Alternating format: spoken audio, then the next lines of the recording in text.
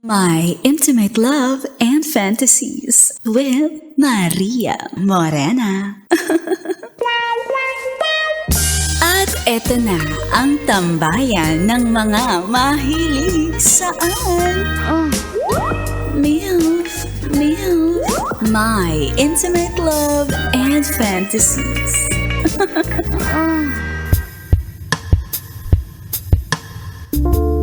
Sa ating episode na pinamagatang Lalawayan Kita para di ka mausog. May kwento ako.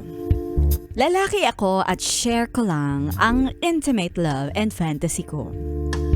Akala ko noon, simple lang ang buhay. Trabaho, bahay at relasyon namin ng jowa ko. Tahimik, maayos, walang gulo.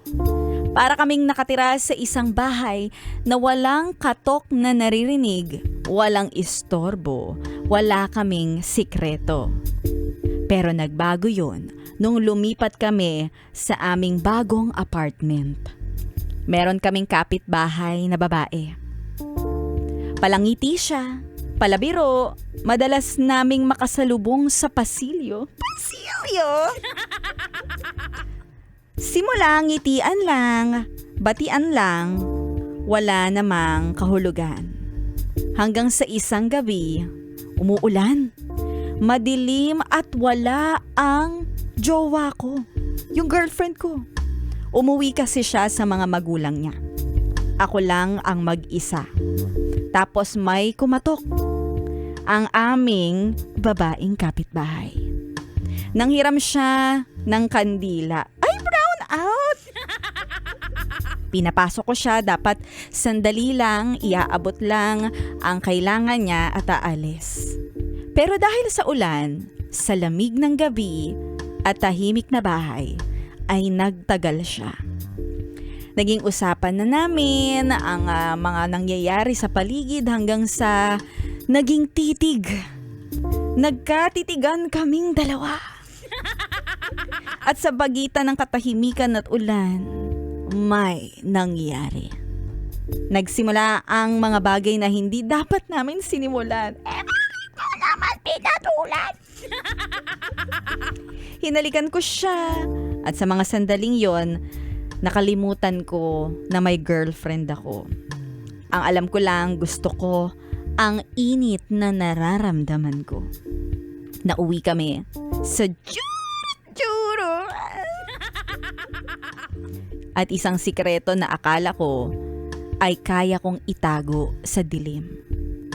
May mga gabi pa na naulit ang pagkatok ng aking kapitbahay.